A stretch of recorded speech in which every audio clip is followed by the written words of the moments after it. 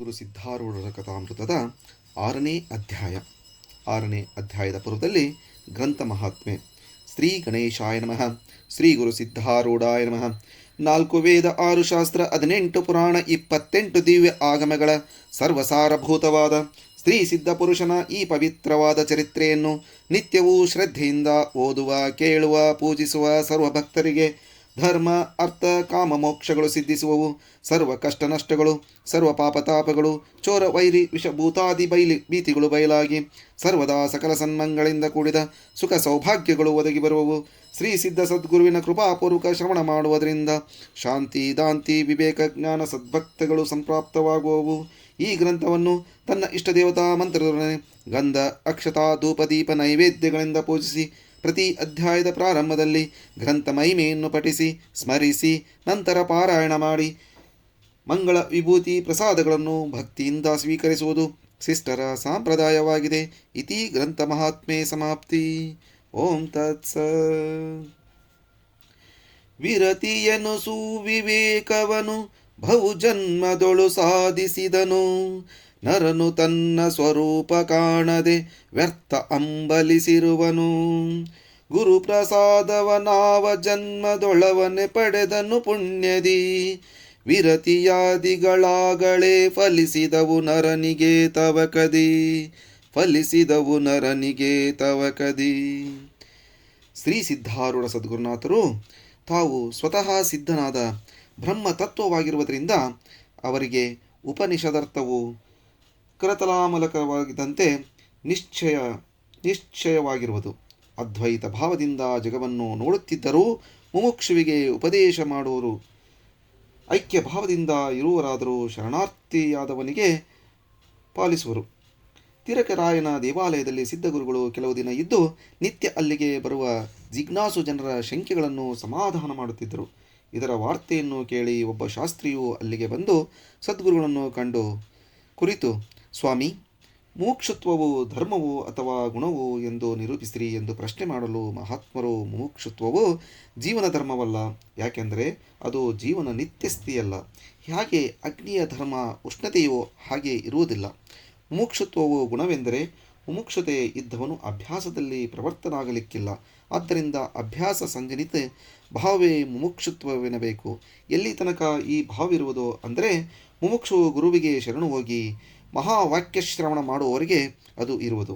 ಆ ಸಮಯದಲ್ಲಿ ಮುಮುಕ್ಷುದಶೆಯ ವೃತ್ತಿ ಅಹಂ ಬ್ರಹ್ಮಾಸ್ಮಿ ಭಾವದಿಂದ ಚಿತ್ತದಲ್ಲಿದ್ದು ಜ್ಞಾನಾಕಾರದಿಂದ ಅದು ಹಾಗೆ ಅದಕ್ಕೆ ಅಪರೋಕ್ಷವೆನ್ನುತ್ತಾರೆ. ಈ ಭಾವವು ಸುಸ್ಥಿತವಾಯಿತೆಂದರೆ ಇದರಿಂದ ದೇಹತಾನೆಂಬ ಭಾವವು ನಾಶವಾಗುವುದು ಮತ್ತು ಸಾಗರದಲ್ಲಿ ಜಲಬಿಂದು ಕೂಡಿ ಹೋದಂತೆ ಜೀವನು ಬ್ರಹ್ಮದಲ್ಲಿ ಸಮರಸ ಹೊಂದುವನು ಎಂದು ಸಿದ್ಧರು ಅಂದದ್ದು ಕೇಳಿ ಶಾಸ್ತ್ರಿಯು ಸಂತೋಷಪಟ್ಟು ಹೊರಟು ಹೋದನು. ಅನಂತರ ಪಿಚ್ಚಂಡಯ್ಯನೆಂಬ ಒಬ್ಬ ಶಾಸ್ತ್ರಿಯು ತೊರೆಯಿಂದ ಸಿದ್ಧರ ಕಡೆಗೆ ಬಂದು ವಿಚಾರಿಸುತ್ತಾನಲ್ಲ, ಪೃಥ್ವಿಯು ಈ ಭೌತಿಕಗಳಿಗೆ ಆಧಾರವು, ಪೃಥ್ವಿಗೆ ಆಧಾರವ್ಯಾವುದು? ಸಿದ್ಧರು ಪ್ರತ್ಯುತ್ತರ ಕೊಟ್ಟಿದ್ದೇನೆಂದರೆ, ಪೃಥ್ವಿಯು ಜಲದ ಮೇಲೆ ಇರುವುದು, ತದಾಪ್ಯ ಪೃಥ್ವಿ ಎಂದು ಪರಾಶರರ ಶ್ರುತಿ ಇರುವುದು. ಜಲಕ್ಕೆ ಆಧಾರ ಅಗ್ನಿಯು, ಆಗ್ನೇರಾಪಃ ಎಂದು ಶ್ರುತಿಯ ಪ್ರಮಾಣವು. ಅಗ್ನಿಯು ವಾಯುವಿನಿಂದ ಉತ್ಪನ್ನವಾದುದು, ವಾಯೋರಗ್ನಿ ಎಂದು ಶ್ರುತಿ ಹೇಳುವುದು. ವಾಯುವಿಗೆ ಆಕಾಶವೇ ಆಧಾರವಿರುವುದು, ಆಕಾಶಾಧ್ಯಾಯುವು ಎಂದು ವೇದಗಳು ಪ್ರಮಾಣವಿದೆ. ಯಾಕೆಂದರೆ ವಾಯುವು ಆಕಾಶದ ಶ್ವಾಸವೆಂದು ಜ್ಞಾತ ಜನರು ಹೇಳುತ್ತಾರೆ. ಈ ಆಕಾಶಕ್ಕೆ ಅಧಿಷ್ಠಾನವಾಗಿ ಅಕ್ಷರ ಪರಮಾತ್ಮವಿರುವುದು. ತನ್ಮಾಧ್ವಾ ಏತ ತ್ವಾದಾತ್ಮಃ ಆಕಾಶಃ ಸಂಭೂತಃ ಎಂದು ಶ್ರುತಿ ವಚನವಿರುವುದು. ಇದನ್ನು ಕೇಳಿ ಶಾಸ್ತ್ರಿಯು ಬಹು ಆನಂದರಿಬ್ಬರು ಮತ್ತು ತನ್ನ ಮಗನಿಗೆ ಹೋಗಿ ಸಿದ್ಧರ ದಶೆಯಿಂದ ಮೃಷ್ಟಾನ್ನವನ್ನು ತಂದು ಅವರ ಮುಂದಿಟ್ಟು ಸೇವಿಸಬೇಕೆಂದು ಪ್ರಾರ್ಥಿಸಿದರು. ಸಿದ್ಧನಾಥರು ಅದನ್ನು ಮಿತವಾಗಿ ಸೇವಿಸಿದರು. ಆಮೇಲೆ ಒಬ್ಬ ಪುರುಷನು ಬಂದು ಸಿದ್ಧರನ್ನು ಕುರಿತು, ಮನಸ್ಸು ಯಾವಾಗಲೂ ಬಹು ಚಂಚಲತವಾಗಿರುತ್ತದೆ, ಇದರ ಕಾರಣವನ್ನು ಸುವಿಸ್ತಾರವಾಗಿ ನಿರೂಪಿಸಬೇಕು ಎಂದು ಕೇಳಲು ಸಿದ್ಧಗುರುಗಳಂದದ್ದು, ಪ್ರಥಮತಃ ವಾಯು ಮತ್ತು ಎರಡನೆಯದಾಗಿ ರಜೋಗುಣ ಇವೆರಡೂ ಮನಸ್ಸಿನ ಚಂಚಲಕ್ಕೆ ಕಾರಣವಾಗಿವೆ. ಯಾಕೆಂದರೆ ವಾಯುವಿನ ಅರ್ಧ ಭಾಗದಿಂದ ಮನಸ್ಸು ಉತ್ಪನ್ನವಾಯಿತು. ಅದರಿಂದಲೇ ಮನಸ್ಸಿಗೆ ವಾಯುವಿನ ಸ್ವಭಾವವಾದ ಚಂಚಲತ್ವವು ಪ್ರಾಪ್ತವಾಯಿತು ಮತ್ತು ಅದು ಕ್ಷಣವತ್ತೂ ತಡೆಯದೆ ವಿಷಯದೊಳಗೆ ಹರಿದಾಡುತ್ತಿರುವುದು. ರಜೋಗುಣದಿಂದ ಮನಸ್ಸಿನೊಳಗೆ ವಿಕಲ್ಪಗಳು ಉಂಟಾಗುತ್ತವೆ. ಇವೆರಡರ ಪೈಕಿ ಪ್ರಥಮ ವಿಪತ್ತನ್ನು ಪಾತಂಜಲಿ ಯೋಗಕ್ಕನುಸಾರವಾಗಿ ಪ್ರಾಣಾಯಾಮವನ್ನು ಮಾಡಿ ಕಳಕೊಳ್ಳಬೇಕು. ಮನಸ್ಸಿನ ಅನಿರ್ಧಾರ ರೂಪ ವಿಕಲ್ಪ ದ್ವಾರ ಬಾಧೆಯುಂಟಾಗುವ ಪಕ್ಷದಲ್ಲಿ ಆ ಮನಸ್ಸನ್ನು ದೃಗ್ಗಸ್ತ್ಯ ವಿವೇಕದಿಂದ ಆವರಿಸಿಕೊಂಡು ಆತ್ಮಾನಾತ್ಮ ವಿಚಾರಕ್ಕೆ ಹಚ್ಚಬೇಕು. ಆದರೆ ಆ ವಿವೇಕವನ್ನು ಸದ್ಗುರು ಬೋಧ ಮತ್ತು ತಚ್ಚಿಂತನದಿಂದ ಪ್ರಾಪ್ತಿ ಮಾಡಿಕೊಳ್ಳಬೇಕು. ಈ ಪ್ರಕಾರದ ಸದ್ಗುರುನಾಥರ ವಚನವನ್ನು ಕೇಳಿ ಮಲಯನಾಥನೆಂಬ ಆ ಬ್ರಾಹ್ಮಣನು ಆನಂದದಿಂದ, ಹಾಗಾದರೆ ಸ್ವಾಮಿ, ನನ್ನ ಸುದೈವದಿಂದ ನನಗೆ ಹಿಂದೆ ಸದ್ಗುರುಗಳು ದೊರೆತಿರು, ವಿವೇಕವನ್ನು ಈಗಲೇ ವಿಚಾರಿಸಿ ತಿಳಿದುಕೊಳ್ಳುವೆನು.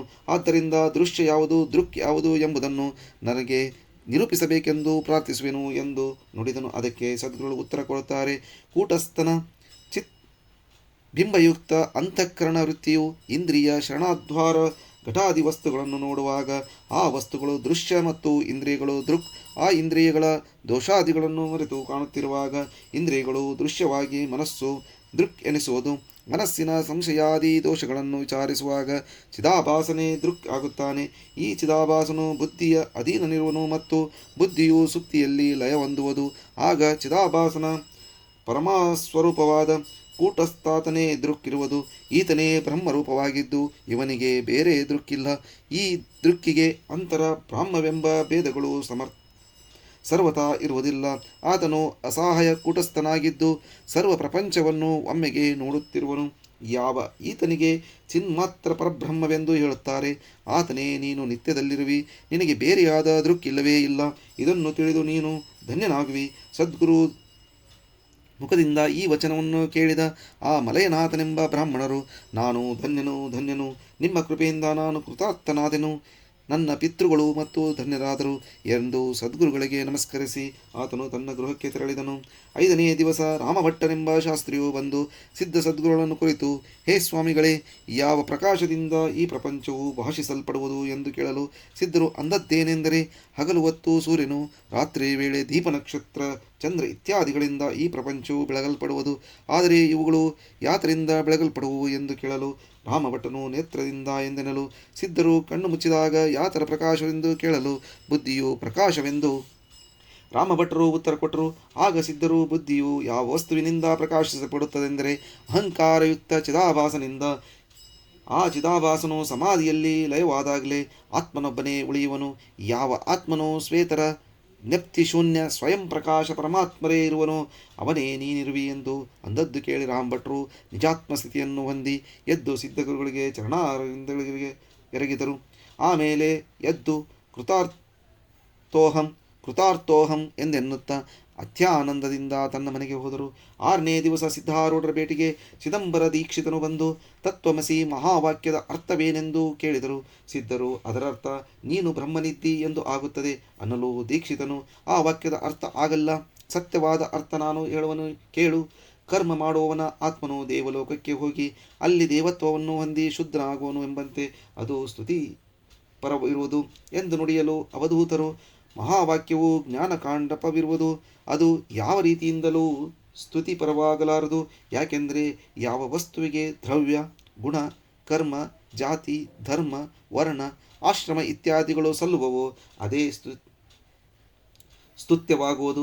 ಆದರೆ ಯಾವ ನಿರಾಲಂಬ ನಿರ್ವಿಶೇಷ ಪರಿಪೂರ್ಣವಾದ ಆತ್ಮನಿರುವನೋ ಅಂಥವನಿಗೆ ಇದು ಸ್ತುತಿಪರವಾಗದೆ ಮುಮುಕ್ಷುಗಳಿಗೆ ಉಪದೇಶಪರವಾಗಿರುವುದು. ಮಹಾವಾಕ್ಯವು ಸ್ತುತಿಪರವಾಗಿದ್ದು ಕರ್ಮ ಕರ್ತವ್ಯವೇ ಮುಖ್ಯವಾಗಿದ್ದರೆ ಜ್ಞಾನಿಯು ಅಧಿಕವಾಗಿ ಕರ್ಮದಲ್ಲಿ ತತ್ಪರನಾಗಬೇಕು. ಹೀಗೆ ಎಲ್ಲಿಯೂ ಕಾಣಿಸದೆ ಜ್ಞಾನಿಯು ಕರ್ಮ ತ್ಯಜಿಸಿದನಿರುತ್ತಾನೆ ಅನ್ನಲು ದೀಕ್ಷಿತನು, ಹಾಗಾದರೆ ಮಹಾವಾಕ್ಯವು ಉಪಾಸನ ಪರವಾಗುವುದು ಅಂದನು. ಆಗ ಸಿದ್ಧರು, ಉಪಾಸನವೆಂದರೆ ಪೃಥಕ್, ಉಪಾಸನ ಮತ್ತು ಅಹಂಗ್ರಹವೆಂದು 2 ಪ್ರಕಾರ ಇರುವಾಗ ಅದು ಯಾವ ಉಪಾಸನವೂ ಆಗಲಾರದು. ಅವೆರಡೂ ಜ್ಞಾನಿಗೆ ಅಯೋಗ್ಯವು. ಯಾಕೆಂದರೆ ಉಪಾಸನವು ಮಾನಸ ಕರ್ಮಪರವಾದದ್ದು ಮತ್ತು ಶಾಸ್ತ್ರದಲ್ಲಿ ಜ್ಞಾನಿಗೆ ಕರ್ಮವು ಹೇಳಲಿಲ್ಲ. ಇದಕ್ಕೆ ಶ್ರುತ್ಯಾಧಾರವು ಕೇಳು. ನ ಕರ್ಮಣ ನ ಪ್ರಜೆಯ ನ ಧೇನನೆ ತ್ಯಾಗೇನ್ಯೇಕೆ ನಾಮ್ಯರ್ಥತ್ವ ಮಾನಸು. ಅಂದರೆ ಶಾಸ್ತ್ರೋಕ್ತ ಕರ್ಮಗಳಿಂದಲೂ ಪುತ್ರಾದಿ ಪ್ರಜೆಯಿಂದಲೂ ದ್ರವ್ಯ ಸಂಗ್ರಹದಿಂದಲೂ ಅಮೃತತ್ವವು ಸಿಗಲಾರದು. ತ್ಯಾಗವೊಂದರಿಂದಲೇ ಅದು ಪ್ರಾಪ್ತವು ಎಂದು ಹೇಳಲು ಅದು ತ್ಯಾಗ ಪರಶ್ರುತಿ ಎಂದು ದೀಕ್ಷಿತರು ಅಂದರು. ಆಗ ಸಿದ್ಧನು, ಕೇಳಯ್ಯ ದೀಕ್ಷಿತನೇ, ಅದರ ಉತ್ತರಾರ್ಧವನ್ನು ಶ್ರವಣ ಮಾಡುವುದರಿಂದ ನಿನ್ನ ಸಂಶಯವು ಪೂರ್ಣ ನಿವೃತ್ತಿಯಾಗುವುದು. ಶ್ರುತಿಯು ಜ್ಞಾನದೇವ ತು ಕೈವಲ್ಯಂ ನಾಣ್ಯ ಪಂಥಾಯನಯ ವಿದ್ಯತೆ. ಜ್ಞಾನದಿಂದಲೇ ಕೈವಲ್ಯ ಪ್ರಾಪ್ತಿಯು. ಇದಕ್ಕೆ ಎರಡನೇ ಮಾರ್ಗವಿರುವುದಿಲ್ಲ. ಹೀಗಿರುತ್ತದೆ. ಆದ್ದರಿಂದ ಮಹಾವಾಕ್ಯವು ಶ್ರುತಿ ಸಮ್ಮತವಾಗಿ ಜ್ಞಾನಪರವಿರುವುದು. ಒಂದು ವೇಳೆ ಅದು ಕರ್ಮಪರವಿದ್ದರೆ ಅದು ಅಣುಮಾತ್ರವಾದರೂ ಅವಿದ್ಯಾ ನಿವಾರಕವಾಗದು ಎಂದು ಅಂದದ್ದು ಕೇಳಿ ದೀಕ್ಷಿತನು ಸಮಾಧಾನಪಟ್ಟರು. 7ನೇ ದಿವಸ ಪ್ರಾತಃ ಕಾಲದಲ್ಲಿ ಸಭಾಮಂಟಪಗಳಿಗೆ ಸಿದ್ಧಮೂರ್ತಿಯು ವಿರಾಜಿಸುತ್ತಿರುವಾಗ ತೀರ್ಥಂಕ ಭಟ್ಟರೆಂಬ ಬ್ರಾಹ್ಮಣರು ಬಂದು ಸಿದ್ಧರನ್ನು ಕುರಿತು, ಸ್ವಾಮಿ, ಬ್ರಹ್ಮಾತ್ಮವೈಕ್ಯವೆಂಬ ವಸ್ತು ಯಾವ ಲಕ್ಷಣಗಳಿಂದ ಲಕ್ಷಿಸಲ್ಪಡುವುದು ಎಂದು ಪ್ರಶ್ನೆ ಮಾಡಲು ಸಿದ್ಧರು ಅನ್ನುತ್ತಾರೆ. ಬ್ರಹ್ಮಾತ್ಮೈಕ್ಯ ರೂಪವಾದ ಆತ್ಮನು ಸುಖಮಯ, ನಿತ್ಯ ಪ್ರಕಾಶವಿಭು, ನಾಮರೂಪಗಳಿಗೆ ಆಧಾರ, ಬುದ್ಧಿಗೆ ಅಗೋಚರವಿದ್ದು ಬುದ್ಧಿಯನ್ನು ಪ್ರಕಾಶಿಸುವಂತನಿದ್ದು, ಶುದ್ಧ, ಅಪಾರ ಮತ್ತು ಮಹಾವಾಕ್ಯದ ಲಕ್ಷ್ಯಾರ್ಥ ಇದೆ ಮುಂತಾದ ಲಕ್ಷಣಗಳಿಂದ ಲಕ್ಷಿತನಾಗುವನು. ಸುಖ ಮಾತ್ರವೆಂದರೆ ಸುಖವು ಕ್ಷಣ ಮಾತ್ರವಾದರೂ ವಿಷಯಗಳಲ್ಲಿಯೂ ಇರುವುದು ಎಂದು ನಿತ್ಯವೆಂಬ ಲಕ್ಷಣವು ಹೇಳಲ್ಪಟ್ಟಿತು. ಆಕಾಶ, ದಿಕ್ಕಾಲ, ಮನಸ್ಯಾದಿಗಳು ಸಹ ನಿತ್ಯವು, ಅಂದರೆ ಅವು ಪ್ರಕಾಶವೆಲ್ಲವಂತೆ ಆತ್ಮನಿಗೆ ಪ್ರಕಾಶವೆಂಬ ಲಕ್ಷಣವು ಕೊಟ್ಟಿತು. ಸೂರ್ಯ, ಚಂದ್ರ, ಅಗ್ನ್ಯಾದಿಗಳು ಪ್ರಕಾಶ ಧರ್ಮಗಳಿದ್ದವುಗಳದ್ದರಿಂದ ಅವುಗಳಿಂದ ವಿಲಕ್ಷಣವೆಂದು ತಿಳಿಸಲಿಕ್ಕೆ ಆತ್ಮನಿಗೆ ವಿಭು ಎಂಬ ಲಕ್ಷಣವು ಹೇಳಲ್ಪಟ್ಟಿತು. ಇದರಿಂದ ಅತಿ ವ್ಯಾಪ್ತಿ ದೋಷ ಉಂಟಾಗದು. ಆದ್ದರಿಂದ ವಿಷಯ ಲಕ್ಷಣ ದೋಷಗಳನ್ನು ನಿವೃತ್ತಿಪಡಿಸಿ ವಿಷಯಗಳಿಗೆ ಆತ್ಮನು ವಿಲಕ್ಷಣನೆಂದು ತೋರಿಸುವುದಕ್ಕೆ ಹೀಗೆ ಬಹು ಲಕ್ಷಣಗಳಿಂದ ವರ್ಣಿಸಲ್ಪಡುವನು. ಇದನ್ನು ಕೇಳಿ ತೀರ್ಥಂಕ ಭಟ್ರು, ಆನಂದವು ಗುಣವೇನು ಎಂದು ಕೇಳಲು ಸಿದ್ಧಾರೂಢರು, ಆನಂದವು ಗುಣವಲ್ಲ, ಯಾಕೆಂದರೆ ಗುಣಗಳಿಗೆ ಆಗಂತುಕತ್ವ, ನಿರ್ಯಾಣ ಇರುವುದು, ಆದರೆ ಆತ್ಮಪ್ರೇಮವು ಎಂದೂ ವಿಚ್ಛಿನ್ನವಾಗುವುದಿಲ್ಲ ಎಂದು ಪ್ರತ್ಯುತ್ತರ ಕೊಟ್ಟರು. ಆಗ ತೀರ್ಥಂಕಭಟ್ಟರು, ಬುದ್ಧಿಗೆ ಬ್ರಹ್ಮವು ಅವೇದ್ಯವಾದರೆ ಬ್ರಹ್ಮಾನಂದವು ಅದಕ್ಕೆ ವೇದ್ಯವಾಗದೆ ಅದರ ದುಃಖ ಹೇಗೆ ಹೋಗುವುದು ಎಂದು ಕೇಳಲು ಸದ್ಗುರುಗಳು, ನೀನು ಹೇಳುವುದು ಅಸಂಸ್ಕೃತ. ಬುದ್ಧಿ ವಿಷಯದಲ್ಲಿ ಸತ್ಯವಿದೆ, ಆದರೆ ವೇದಾಂತ ಶ್ರವಣದಿಂದ ಶುದ್ಧವಾದ ಯಾವ ಬುದ್ಧಿ ಇರುವುದೋ ಅದಕ್ಕೆ ಬ್ರಹ್ಮವು ಸಾಕ್ಷಾತ್ಕಾರವಾಗುವುದು. ತ್ವಂಪದ ಲಕ್ಷಣಗಳನ್ನು ಶೋಧಿಸುವುದರಿಂದ ಅಶುದ್ಧ ಬುದ್ಧಿಯು ಶುದ್ಧವಾಗುವುದು. ಆಮೇಲೆ ಅದು ತತ್ವದ ಲಕ್ಷಣಗಳಿಗೆ ವ್ಯಾಪಿಸುವುದರಿಂದ ಅದರ ಆವರಣಗಳೆಲ್ಲ ನಾಶವಾಗುವವು. ಅದೇ ಸಮಕಾಲದಲ್ಲಿ ಆ ಬುದ್ಧಿಗೆ ಬ್ರಹ್ಮ ಸಾಕ್ಷಾತ್ಕಾರವಾಗುತ್ತದೆ, ಅದರಿಂದ ಅದರ ದುಃಖವು ನಾಶವಾಗುವುದು ಎಂದು ಉತ್ತರ ಕೊಡಲು ತೀರ್ಥಂಭಟ್ಟರು ಸಂತೋಷಪಟ್ಟು ಸ್ವಸ್ಥಾನಕ್ಕೆ ತೆರಳಿದರು. 8ನೇ ದಿವಸ ಸಿದ್ಧ ಅವಧೂತರು ದೇವಾಲಯದಲ್ಲಿ ಕೂತಿರುವಾಗ ಒಂದು ಅಯಾಚಿತ ನೈವೇದ್ಯ ಪ್ರಾಪ್ತರಾಗಲು ಅದನ್ನು ಸೇವಿಸಿ ಜಲಪ್ರಾಶನ ಮಾಡುತ್ತಿದ್ದರು. ಆಗ ಲೌಕಿಕ ಸನ್ಯಾಸಿಯಾದ ಸಂಸ್ಕಾರಿಯಾದ ಗೋವಿಂದ ಭಟ್ಟನೆಂಬ ಸಿದ್ಧ ಯೋಗೀಂದ್ರರನ್ನು ಕಂಡು, ಸಿದ್ಧರೇ, ಜ್ಞಾನಿಗಾದರೂ ಕ್ಷುಧಾತ್ ತೃಷಾದಿ ದುಃಖ ವೃತ್ತಿಗಳು ವಾದಿಸುತ್ತವೆ. ಜ್ಞಾನಸ್ಥಿತಿ ಇದ್ದಾಗೂ ಪ್ರಾರಬ್ಧ ಭೋಗಗಳು ತ್ರಾಸ ಕೊಡುತ್ತವೆ. ಹಾಗಾದರೆ ಬ್ರಹ್ಮಾಕಾರ ವೃತ್ತಿಯಾದ ಕೂಡಲೇ ದುಃಖ ನಿವೃತ್ತಿ ಮತ್ತು ಸುಖ ಪ್ರಾಪ್ತಿ ಎಂಬ ವಚನವು ನಿಮ್ಮ ಅನುಭವದಿಂದಲೇ ಅಸಂಭವವಾಯಿತಲ್ಲ ಎಂದು ನುಡಿಯಲು ಸಿದ್ಧರು, ಹೇ ಬ್ರಾಹ್ಮಣನೇ, ಈ ಪ್ರಶ್ನೆಯಿಂದ ಜ್ಞಾನಿಯೆಂದು ಆತ್ಮಚೈತನ್ಯ ಲಕ್ಷಿಸಿ ಹೇಳುತ್ತೀಯೋ, ದೇಹವೇ ಜ್ಞಾನಿಯೆಂದು ನುಡಿವಿಯೋ? ಆತ್ಮ ಚೈತನ್ಯವೆಂದರೆ ಆತ್ಮ ಚೈತನ್ಯಕ್ಕೆ ದುಃಖವಿಲ್ಲ, ಯಾಕೆಂದರೆ ಆತ್ಮನು ಷಡೂರ್ಮಿ ರಹಿತನು, ಪಂಚಕೋಶ ಮತ್ತು ದೇಹತ್ರಯಗಳಿಗೆ ಅತೀತನು. ದೇಹ ಲಕ್ಷಿಸಿ ಜ್ಞಾನಿಯನ್ನು ಯಾತ್ರೆ, ಆತ್ಮಜ್ಞಾನಿಗೆ ದೇಹವೇ ಧರ್ಮಗಳಿಲ್ಲ. ದೇಹವು ಪ್ರಾರಬ್ಧದ ಅಧೀನವಿದ್ದು ಚೈತನ್ಯಕ್ಕೆ ಅದರ ಸುಖ ದುಃಖಗಳು ಅಲಾರವು. ದೇಹ ಧರ್ಮಗಳು ಮೊದಲು ಮುಮುಕ್ಷು ದಶಾ ಬಂದಾಗಲೇ ತಿರಸ್ಕರಿಸಲ್ಪಟ್ಟಿರುತ್ತದೆ. ಆಮೇಲೆ ಆತ್ಮರೂಪನಾದ ಜ್ಞಾನಿಗೆ ದೇಹ ಧರ್ಮಗಳಿಗೆ ಎಂದು ಹೇಗೆ ಹೇಳುವಿ ಎಂದು ಕೇಳಲು ಗೋವಿಂದ ಭಟ್ಟರು ನಮ್ರ ಭಾವದಿಂದ ಸಿದ್ಧ ಸದ್ಗುರುಗಳಿಗೆ ನಮಸ್ಕರಿಸಿ ಅನ್ನುತ್ತಾನೆ, ಮಹಾನುಭಾವರೇ, ದೇವಾತ್ಮ ಭಾವವುಳ್ಳ ಲೌಕಿಕರಾದ ನಾವು ಈ ವೇದಾಂತ ಶಾಸ್ತ್ರ ಭಾಷಣವನ್ನು ತಿಳಿಯಲಾರೆವು. ನಿನ್ನ ದರ್ಶನದಿಂದಲೇ ನಾನು ಕೃತಕೃತಾರ್ಥನಾದೆನು, ನನಗೆ ವಿಚಾರ ಶಕ್ತಿಯಿಲ್ಲ ಎಂದು ನುಡಿದು ಪುನಃ ದಂಡವತ್ ನಮಸ್ಕಾರ ಮಾಡಿ ಗೋವಿಂದ ಭಟ್ಟರು ಹೊರಟು ಹೋದರು. 9ನೇ ದಿವಸ ಒಬ್ಬ ಸ್ತ್ರೀಯು ಸಿದ್ಧರಿದ್ದಲ್ಲಿಗೆ ಬಂದು ಕೈ ಜೋಡಿಸಿ, ಹೇ ಸ್ವಾಮಿ, ನಾನು ದೀನಳು ಅಜ್ಞಾನಿಯೂ ಇದ್ದೇನೆ. ಏನು ಮಾಡುವುದರಿಂದ ನಾನು ಧನ್ಯಳಾಗುವೆನು? ಆ ಸುಪಂಥವನ್ನು ನನಗೆ ದಯಮಾಡಿ ತೋರಿಸಿರಿ ಎಂದು ಕೇಳಲು ಸಿದ್ಧನಾಥರು ಆ ಸ್ತ್ರೀಗಳನ್ನು ಕುರಿತು, ತಾಯಿ, ಉಷಕಾಲದಲ್ಲಿ ಎದ್ದು ಯಥಾ ರೀತಿ ಸ್ನಾನ ಮಾಡಿ ಆಮೇಲೆ ವಿಭೂತಿ ರುದ್ರಾಕ್ಷಿ ಧಾರಣ ಮಾಡಬೇಕು. ಅಂಗನ್ಯಾಸ ಕರನ್ಯಾಸಾದಿಗಳನ್ನು ಮಾಡಿ ಸ್ವಸ್ಥ ಚಿತ್ತದಿಂದ ಮಾನಸ ಪೂಜೆಯನ್ನು ಗೈದು ಪಂಚಾಕ್ಷರಿ ಜಪವನ್ನು ಮಾಡತಕ್ಕದ್ದು. ಈ ಪ್ರಕಾರ ನಿತ್ಯದಲ್ಲಿಯೂ ನೀನು ಆಚರಿಸುವುದಾದರೆ ನಿಶ್ಚಯವಾಗಿ ಮುಕ್ತಳಾಗುವಿ ಎಂದು ಅಂದದ್ದು ಕೇಳಿ ಆಕೆಯು ಸಂತುಷ್ಟಳಾಗಿ ಸದ್ಗುರುಗಳಿಗೆ ನಮನ ಮಾಡಿ ಹೊರಟು ಹೋದಳು. ಈ ಪ್ರಕಾರ ಸಿದ್ಧಾರೂಢರು ಅಲ್ಲಿ 9 ದಿವಸ ಸತ್ಪುರುಷರ ಸಂಗತಿಯಲ್ಲಿ ಕಳೆದು ಅಲ್ಲಿಂದ ಮುಂದೆ ತೀರ್ಥಾಟನಕ್ಕೆ ಹೊರಟರು. ಹೋಗುವಾಗಲೇ ಆ ಗ್ರಾಮದ ಜನರೆಲ್ಲರೂ ಸಿದ್ಧರನ್ನು ಉತ್ಸಾಹದಿಂದ ರಾಮೋಲ್ಲಂಘನೆ ಮಾಡಿ ಹಿಂತಿರುಗಿಸಿದರು. ಸಿದ್ಧರು ಬೋಟ ಚೋಟನಾರಾಯಣನ ದರ್ಶನವನ್ನು ತಕ್ಕೊಂಡು ಮಹಾದೇವರ ಅಧಿಷ್ಠಾನವಾದ ಸುಂದರ ದೇವಾಲಯವನ್ನು ಕಂಡು ಮುಂದೆ ಟಸ್ಕರ ಮಸ್ಕರ ಸ್ಥಾನಗಳನ್ನು ನೋಡಿದರು. ತಿರುವಂಟರದಲ್ಲಿ ಕೃಷ್ಣಮೂರ್ತಿಯನ್ನು, ಪದ್ಮನಾಭಪುರದಲ್ಲಿ ಅನಂತಶಾಹಿಯನ್ನು ಪೂಜಿಸಿದರು.